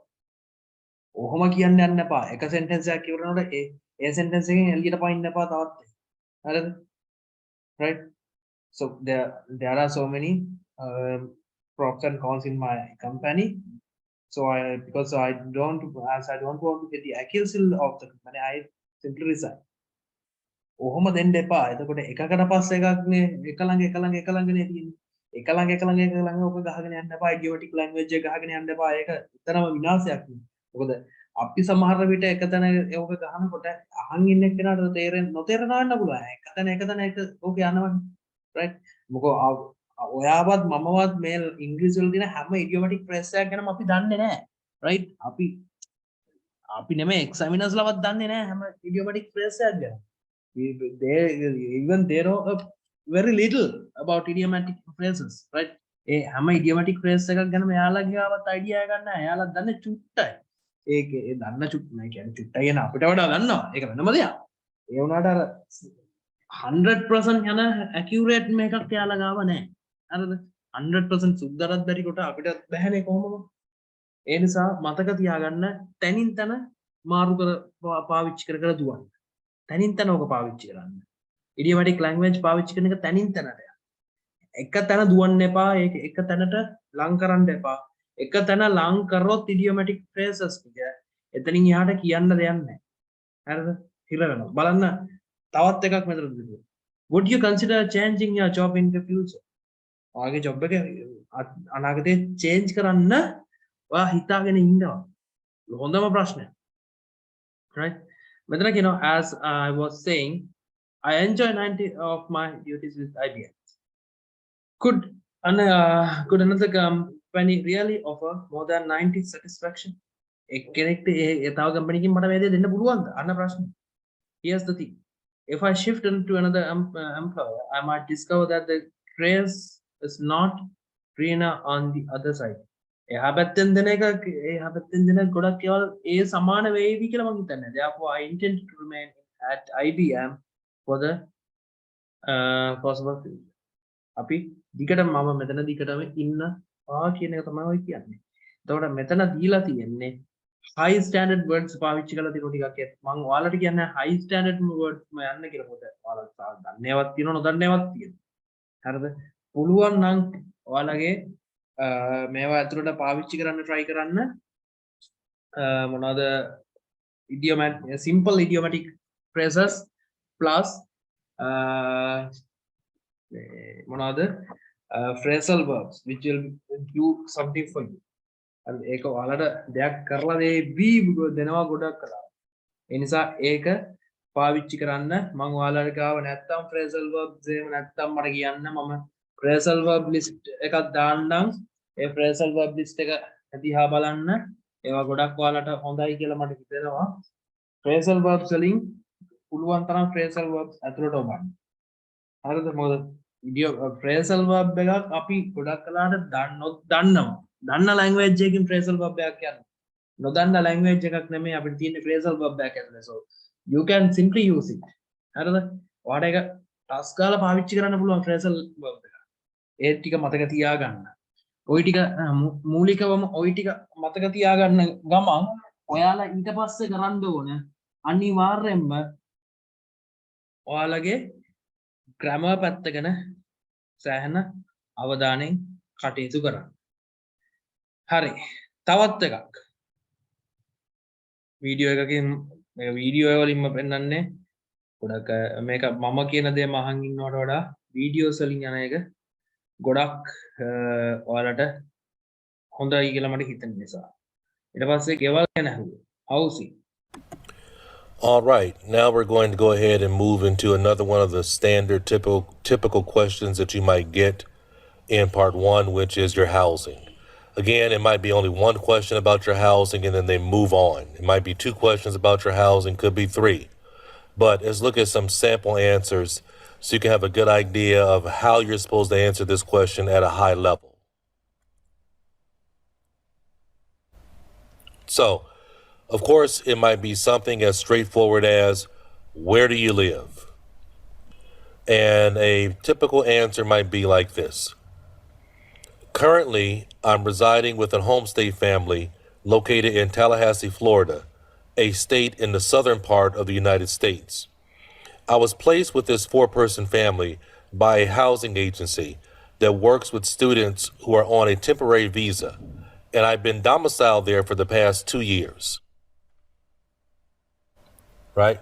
So currently is the word currently is definitely used for sounding more native speaker like for fluency. Residing instead of lived. Homestay is subject specific vocabulary. Located is related to live. Then I give the city, the state, and where it's actually located in terms of what part of the country. Then we go to a 4-person family, housing agency vocabulary, perfect tense used correctly, past perfect tense. So that's a standard, again, general to specific. Now, next question. What do you like most about the place? Well, there are numerous benefits that I can speak on, but if I had to narrow it down, I'd settle on the family. When I matriculated to the USA to study, I wanted total immersion in English, and this verbose family speaks perfectly accented English with a wide range of vocabulary. Right here we have a lot of phrasal verbs and idiom. We have like speak on, idiom narrow it down, settle on, really good vocabulary related to moving someplace or being someplace, matriculated. We're using a compound complex sentence when we have the subordinate conjunction when with the. ඒ වගේම හැමතිස්සෙම මතක තියාගන්න අපි කතා කරනකොට පුළුවන් තරම් හරිද පුළුවන් තරම් ඔයා කතා කරන භාෂාවේදී අර ඒ රටට අදාළ වචනත් පුළුවන් නම් පාවිච්චි කරන්න. හරිද homestay ඔය concept එක වදන්න ඔයගොල්ලෝ දන්නවද? homestay කියන concept එක. Try to use it because it will give you more strong feeling to your examiner that you know something about where you are going. Right? ඒ විදිහට පුළුවන් තරම් ඒවා expand කර යන්න. ඒවෙන් තමයි ඔයාලගේ ඒ කියන්නේ ඒ රටට අදාළ දැන් ඔයාලට කියනවා නම් ඒ රටට අදාළ මොකක් හරි vocabularies මේ vocabularies ඒවා පාවිච්චි කරන්න. ඒකයි මේ ඉල්ලීම කරන්නේ. එතනින් තමයි ඔයාලට ගොඩක් දුරකට මේක අරගෙන යන්න පුළුවන්. හරිද? ඔය part 1 එක ගැන මම ඔයාලට මෙච්චර වෙලා කිව්වේ. ඊළඟට මම යනවා part 2 එකට එහෙම නැත්නම් short presentation කියන එකට. හරිද? short presentation කියන එක. short presentation කියන මේ concept එකේදී ඔයාලට හම්බ වෙන්නේ cue card එක. right? මේ cue card එක ඔයාලා මතක තියාගන්න. ඔයාලගේ cue card එකේදී ඔයාලට තනිකරම එන්නේ මාතෘකාවක් එක්ක ඒ මාතෘකාව පිළිබඳ කතා කිරීමක් කරන්න තමයි මූලික වශයෙන් එන්නේ. මම ඔයාලට මේකක් දාලා ඇති නෝට් එකක් මම මේක සම්බන්ධයෙන් අද හදපු නෝට් එකක් දාලා ඇති. ඒ නෝට් එකේ මම පැහැදිලිව කියලා තියෙනවා මොන වගේ තත්ත්වයක් ඔයාලට එවිද කියලා මේක. අන්න ඒකට රැස් තියෙනවා. හරිද? දැන් එතෙන්දිත් ඔයාලට මට කියන්න තියෙන්නේ ෆස්ට් එකේ පාවිච්චි කරපු ට්‍රික්ස් ටිකක් ඔයාලට කිසි ප්‍රශ්නයක් නැතුව මේකේ පාවිච්චි කරන්න පුළුවන්. expand කරන එක, sentence expanding, right? sentence expanding, paraphrasing, right? එතනින් එහාට ගියාම sentence වලට අපි පාවිච්චි කරන sentence patterns වෙනස් කිරීම, right? ඔය වගේ දේවල් අපිට බය නැතුව පාවිච්චි කරන්න පුළුවන්, right? ඒක මතක තියාගන්න. බය වෙන්න දෙයක් නැහැ. ඒ දේවල් පාවිච්චි කරන්න කිසිම මේකක් නැතුව ඒ දේවල් වලට යන්න. හරිද? right. ඒ වගේම මතක තියාගන්න අපි මෙතෙන්දී කතා කරද්දී පුළුවන් තරම් lexical resources, fluency and coherence, punctuation and grammar ඔය concept හතරම target කරගෙන දුවන්න. මේ target එක ඇතුලේ මොකද variety එකක් යන්න බලන sentence වල. මොකද අපෙන් ඉල්ලන්නේ මේ ඔයාලත් මේ වීඩියෝ වලත් කිව්ව විදිහට ඔයාලට වීඩියෝස් වලත් ඔයාලා දැකපු විදිහට ඔයාලටම තේරෙන්නේ නැති මෙයාලා ඉල්ලනවා complex compound සහ complex sentence structures සහ ඔය අර කියපු sentence structures හතරම පුළුවන් නම් මේක ඇතුළටත් ගේන්න. මේක ඇතුළේදී ඔයාලට ඒක ගොඩක් ලොකු අවස්ථාවක් වෙයි. ඊළඟ එක තමයි ඔයාලට කතා කරන්න අපහසුතාවයක් තියෙනවා. right? ඔයාලට කතා කරන්න අපහසුතාවයක් තියෙනවා නම් ඔයාලට තියෙනවා tricks දෙකක්. මම ට්‍රික්ස් තුනක්ම කියලා කියන්නම්. ට්‍රික්ස් තුනක් තියෙනවා. ඒ පළවෙනි ට්‍රික් එක තමයි අර මම කියපු මෙයා කියනවා general to specific general I specific. ඒ විදිහට යන්න.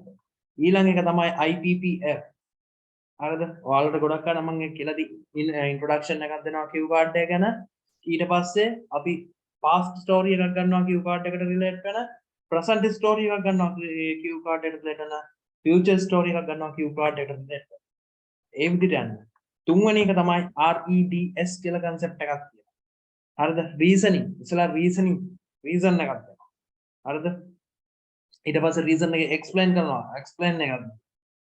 හරිද? ඒ කියන්නේ ඔයාට දීලා තියෙන ඕනම topic එකකට ඒ topic එක පොඩි introduction එකක් එක්ක ඒ introduction එකට reason එක. sorry topic එකට reason එක. ඊට පස්සේ explain කරනවා. හරිද? it D කියලා කියන්නේ ඔයා ඒක discuss කරනවා. හරිද? speculate කරනවා. අන්තිමට speculate කරනවා කියන එක මම මෙතන අදහස් කරන්නේ ඔයා ඒක හොඳට ඔළුවේ තියාගන්න. ඔයා ඒක විශ්ලේෂණය කරනවා. ඔන්න ඔය concept ඔය තුනට ඔයාලට දුවන්න පුළුවන්. ඔය තුනෙන් මම ඔයාලට recommend කරන්නේ අන්තිම එකට නම් එන්න එපා. ඒක ටිකක් අමාරුයි. ඒක අමාරු වැටෙන්නේ නැතුව ඔයාට හොඳම දේ මතක තියාගන්න. ඔයාලා කරනවා නම් කරන්න ඕන හොඳම දේ පුළුවන් තරම්, right? පුළුවන් තරම්. I'm repeat it again. As much as you can, pay your attention to the first two methods. Rather, you need to pay your attention to the first two methods rather than going to the last method. A last method දෙකට ඔයාලා යනවා නම්, in case if you are going to the last method, what you need to do is you need to have a proper understanding about the format of that answer. Answer එක ගැන proper idea answer format එක ගැන proper idea එකක් නැතුව නම් අත ගහන්න එපා. ඒ අත ගැහිම අවසන් අත ගැහිම වේවි. ඒ දේ නම් කරගන්න එපා දෙයියන්ගේ නාම. පැහැදිලිද මෙතෙන්ට එනකන් ඔයාලට? මම ඔයාලගෙන් ඉල්ලීමක් කරා. ඒ ඉල්ලීම කවුරුවත් කළා නැහැ. මට ඉක්මනට ඉන්න අයගේ නම් ටික private chat එකට දාන්න. මට එයාලගේ attendance ටික mark කරගන්න ඕනේ. ඒ private නම් ටික දාන්න. ඒ වගේම දැන් ආපු අය දෙන්නෙක් ඉන්නවා දැන් ඇවිල්ලා. ඒ දෙන්නාට මම විසඳුම දෙන්නම්. මම මේක අප්ලෝඩ් කරනවා මේකේ එතනින් ගන්න. ඒක තමයි ඔයාලට දෙන්නටම තියෙන මේක. ඉක්මනට attendance ගන්න මට මේ ටික දාන්න. මම ඔයාලට දැන් දෙන්නම් වීඩියෝ එකක් පෙන්නන්නම් මේ සම්බන්ධයෙන් second එක පිළිබඳව අපි දැන් කතා කරමු second එකට එන්න. short presentation, right? Overview speaking part 2. Okay, you've just completed part number 1 of the speaking section of our course, and now we're going to get into speaking part number 2. Part number 2 is known to be the most challenging section of the speaking test. And so we're going to spend a little bit of extra time to really break down how you can do well in part number 2. So let's get started. So what happens in part number 2? Part number 2 for most students is one of the most challenging parts of the exam.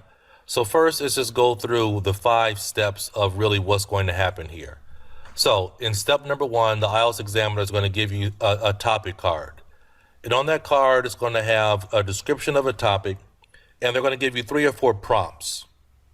So it might be something to the effect of, on the topic card, it might ask you to talk about an event where you invited your family over. And then they'll give you some prompts with that topic card. Who was invited? Why were they invited? What happened? Did you have a good time? Right? They're going to give you a piece of paper and give you 1 minute to take notes on what you want to say. You get 1 minute to take notes. After that 1 minute has concluded, the examiner is going to ask you to begin speaking. You're going to be able to speak and give your response to all of the prompts on the topic card. You'll have up to 2 minutes to complete your response. At the end of those 2 minutes, the examiner will stop you. Whether you are finished or not, they're going to stop you. So to be able to do a great job on part number 2, you have to be able to speak in a coherent manner for up to 2 minutes. Now, sometimes students ask me and they say, well, do I have to speak for 2 minutes? Can I just speak for 1 minute? Sure, you can. You can speak for 1 minute, and then you also can get a 5 on your speaking, right? You're supposed to fill up that entire 2 minutes of time. After the examiner stops you, they're going to move forward to part number 3, which we'll talk about later on. Now, of course, the examiner is going to be grading you on part number 2 according to the same rubric that they do on part number 1 and part number 3. In part number 2, in terms of fluency and coherence, they're really going to be looking for if you can really speak smoothly for those entire 2 minutes. Are you able to speak with punctuation? And what I mean by that is just as in writing, there are periods and commas and pauses. In speaking, that is exactly the same. But many times when I hear students speaking on part number 2, they just run through all the punctuation, and that's not good, right? Make sure they're looking for you to be able to use connectors and connect your ideas together. They also will be grading you on your lexical ability. And in part number 2, you're expected to be able to use a lot of topic-specific vocabulary and use a lot of synonyms. In terms of your grammar, the examiner is going to be looking for you to be able to give or provide mistake-free sentences and have a lot of tense control. Now, pronunciation is really, really highlighted in part number 2 because you're going to be speaking for 2 minutes uninterrupted. And in order to score well, the examiner has to be able to listen to you with ease.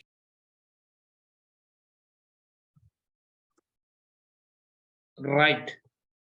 මොන දේ කරත් මේකෙදී ඔයා මෙන්න මේ concept ටික ගැන අවබෝධයෙන් ඉන්න. හරිද? මේක ටික තමයි මතක තියාගන්නම ඕන ටික. මේ දැන් පෙන්නන්නේ. Right? පළවෙනිට මතක තියාගන්න ඕන. You need to take a note, right? You need to note down everything. හරිද? Note down everything. Don't worry, right? Don't worry. You need to write it in point form. හරිද? ඔයා ලියන්නේ මොකක්ද ඒක point form එකෙන්. ලියන්න යන්න එපා සේරම එක ගොඩේ සතපටාස් කරලා දාන්න යන්න එපා විනාඩි. Right? It was a good starter. Practice opening sentences. Right? You need to find some very good opening sentences. Yeah, there are like this. For an example, very well talking about myself. I'm Yasas. I'm from Galle, which is situated in the southern part of Sri Lanka, which is known as the second largest city in Sri Lankan context, where you will be able to see so many advert tourist attracted places and archaeological places, as well as good hotels where you can enjoy yourself a great deal. Advanced sentences ගහන්න පටන් ගන්නදී ඔය වගේ පොඩ්ඩක් අර සර sentence එක දෙක වදිනකොට you are done. හරි. ඔයාට එන්න ඕන තැන examiner දීලා ඉවරයි. But if you are not doing it, right? If you are not doing it, that means you are done. එතනින් ඔයා done තමයි. Simple sentence ටිකක් කියනවා, okay, I am from Galway and my name is Yasas. I'm 32 years old and I'm from Galway. Galway is a kind of city where you can see so many beautiful places. ඔය විදියට කිව්වොත් නම් ඉතින් මංවත් දෙන්නේ නැහැ. මමත් කරන්න කපන්නේ. පුළුවන් තරම්. So what you need to do is you need to have a good shooting point actually for your first impression, right? Your first aim, your first shot should be a very powerful one, right? Then storytelling, right? You need to tell a story. You need to create a story. ඔය බෙහෙමයි දැන් අපි ආයේ ගොඩක් අය කියනවා අනේ බොරු කියලා පුරුදු නැහැ නේ සර් කොහොමද බොරු කියන්නේ? බොරු කියන්න ඕනේ නැහැ උතෙන්ද. බොරු කියන්න ඕනේ ඔය imagine you are in the same situation and then start to talk. Simple like that, right? ඊට පස්සේ main topic preparation, right? අහලා තියෙන topic එකට prepare වෙලා ගහන්න. එච්චරයි කරන්න. You are actually, I'm not 16 years old. It was my mistake. I'm 32 years old. Don't worry, right? It was a mistake. පොඩ්ඩක් ඉතින් දන්නේ නැද්ද ඉතින් පොඩ්ඩක් තරුණ කළා කියනවා ඉතින් ඕන දෙයක්. ගණන් ගන්න එපා. තරුණ කළා පොඩ්ඩක් කිව්වා. මොකද නම් පොඩ්ඩක් එහෙමවත් ඉන්න බෑ නැත්නම් අත පප්පා වගේ ඉන්න බෑනේ. Right. ඊට පස්සේ what to do in part 2 to boost your band score. ඔයාගේ band score එක boost කරන්න ඕනේ. Consistent tenses මාරු කරකලා අර නිකන් මොකක්ද එක වගේ නිකන් seafood කොත්තුව වගේ tenses ටික past tense අහන්න ඕනේ, present tense යන්න ඕනේ, future tense ඕවා සේරම කවලම් කොත්තුවක් ඔය ගහගෙන දුවන්න එපා. ලකුණු නැහැ. Right? What I'm asking you to do is, first of all, as students, what you need to do is go through your tenses if you are not pretty much consistent on it. Tenses පිළිබඳව හරි අවධානයෙන් දුවන්න. ඔයා consist නැහැ කියලා ඔයාගේ හිත ඔයාට කියනමන්න. Tomorrow I have a grammar class. If you want from 6 to 9, if you need, you can participate. I will send the link to you. You want participate for that, right? You can go. And fill the entire 2 minutes. ගන්න දෙයිලා තියෙන 2 minutes. හරිද? 2 minutes නම් දීලා තියන්නේ දෙයියනේ කියලා ඒ 2 minutes ම ගන්න. මගින් නවත්තන්න යන්න එපා. අනිත් එක තමයි. This is my third request. Don't try to be a bullet train. Right? Don't try to be a bullet train. Right? අයි මං එහෙම කියන්නේ. මැෂින් ගන්න එකෙන් වැඩි ටික පිට වෙනවා වගේ සරප්ප කරලා කියාගෙන ගියාම එක තැනකදී අපි stuck. විනාඩි දෙකට කියන්න ඕන දේවල් විනාඩි එකමාරකින් විතර කියලා ඉවරනහම ඉතුරු තප්පර ගානේ මොකද කරන්නේ? කම්බුලේ අත තියාගෙන අර ඉන්න එක්සැමිනර් ලස්සනද එක්සැමිනර්ගේ වයස දැන් ඔවා කීයද ඕවා අහන්නද? ඕවා අහන්නද? Right? Don't do it. Don't try to be a bullet train. Right? Don't try to be a bullet train. සතප් පට ගාලා bullet train එක වගේ ගොඩක් අය වරද්ද ගන්න දන්නේ ගත්ත ගමන් යනවා. Okay, I'm going to talk about myself. Yeah, එහෙම කියන්න බෑනේ අප්පා. ඔව්. තනි කරම out of point යන වෙලාවල් තියෙනවා. කාගෙන ගිහිල්ලා එකම ගාලා හිර වෙනවා. එතනින් එහා yes okay ඔබ නිකන් තෙපර බබා යන්න වෙන්නේ. ඒ නිසා go slowly, right? Be slowly and go slowly. Right? Be slowly and go slowly. හරිද? ඉක්මන් කරන්න එපා, හැමින් යන්න. ඔයාගේ ගමන ඔයා යන්න. හරිද? මොකද බුලට් ට්‍රේන් එකක් ඇත්තටම බුලට් ට්‍රේන් එකක් ඔය ගිහිල්ලා කඩ පීල්ලා පැන්නොත් the damage which is done by it is immense. Your damage එක immense damage එකක් ඔයාලා කරගන්නවා. ඒ කියන්නේ කඩාගෙන ගිහිල්ලා උත්තර කියාගෙන ගිහිල්ලා වේගෙන් කියන්න ගිහිල්ලා පොඩි වරද්දක් වුණොත් ආයි වාට එක කරෙක්ට් කරගන්නවත් වෙලාවක් එන්නේ නැහැ. right? මොකද ඔයා අර වේගෙන් කියාගෙන යද්දි එකපාරට ටෙන්ස් එකෙන් පැන්න කියලා ඔයාට තේරෙනකොට ඔයා තව ටෙන්සස් සෙන්ටෙන්සස් තුන හතරක් කියලා ඉවරයි. එතකොට කොහොමද ඔයා බෑක් වෙන්නේ? කොහොමද ඔයා බෑක් වෙන්නේ? ඒ නිසා ඒ විදිහට එන්න එපා. හරිද? යන්න ස්ලෝ. right? අයි විනාඩි දෙකක් දීලා තියෙනවනේ කතා කරන්න. ඇයි හදිස්සි වෙන්නේ? විනාඩි දෙකට කියන්න ඕන දේවල් ටික බෙදාගෙන ඔය ලස්සනට කියලා ගන්න. ඇයි නිකන් හදිස්සි වෙලා නිකන් අර යන්නේ? ඔයාලා පොඩක් ෆොරිනර් කෙනෙක් එක්ක කතා කරලා බලන්න. මොකද ඔය ෆොරිනර්ස්ලා කතා කරනවා කියලා නිකන් හදිස්සිකාරයෝ වගේ. ඈ වෙඩිල්ලා යනවා වගේ කතා කරනවාද කියලා බලන්න. නෑනේ. ලස්සනට කතා කරනවා. right? Then the next one is focus your answer. කියන ගමන් ආන්සර් එක දිහා ඇහැ ගහගෙන බලාගෙන ඉන්න. ඇහගම් බලන් ඉන්නවා කියන්නේ මේ මනසින් ඇහැ ගහගෙන බලාගෙන ඉන්න. ඒ අයිඩියා එක මොකද්ද? ඔයා මේක හරියට අයිඩියා එක ඉදිරියට දෙනවද? ජෙනරේට් වෙලා යනවද? ඔයා පිට පයින්නවද? කියන එක හරියට බලාගෙන දුවන්න. හරිද? එන්ජින් ඩ්‍රයිවර් කෙනෙක් වගේ යන්න. මම සරල භාෂාවෙන් කියන්නේ එන්ජින් ඩ්‍රයිවර් කෙනෙක්. එන්ජින් ඩ්‍රයිවර් යන්නේ කෝච්චිය යන්නේ දෙපැත්තේ තියෙන සිග්නල්ස් ටික දිහා බලාගෙන. හරිද? පාරේ තියෙනවා නම් 35ට අඩු කරන්න කියලා එයා 35ට අඩු කරනවා. එහෙනම් ඔයත් ඒ විදිහට හැස්.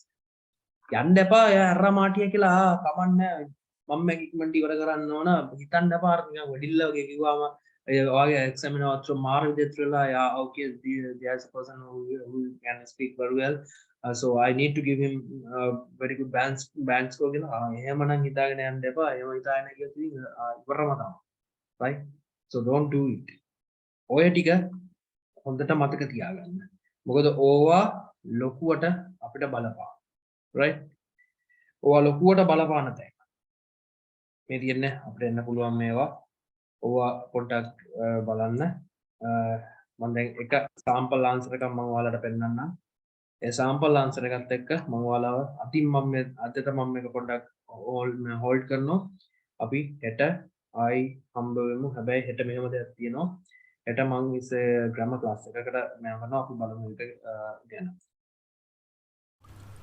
All right, in this video, we're going to be talking about an activity. And that activity is going to be work that I was paid for. And here is a sample answer.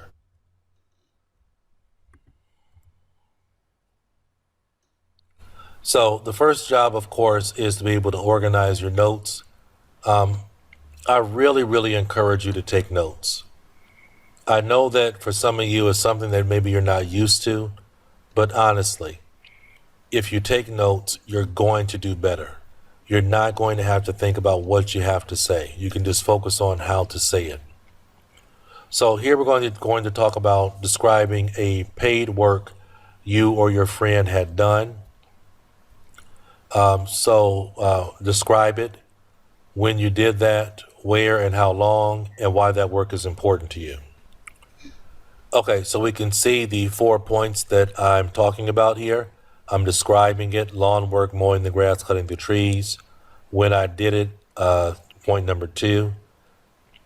Point number 1, really.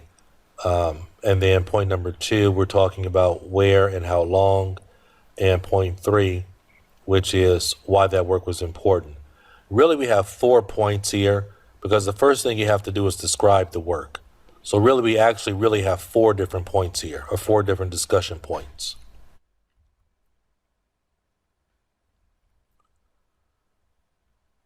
So I'm going to give you a sample answer, and I'm going to read I'm going to read the opening statement, which describes the work, and read point number 1, or speak to point number 1 along with that opening statement.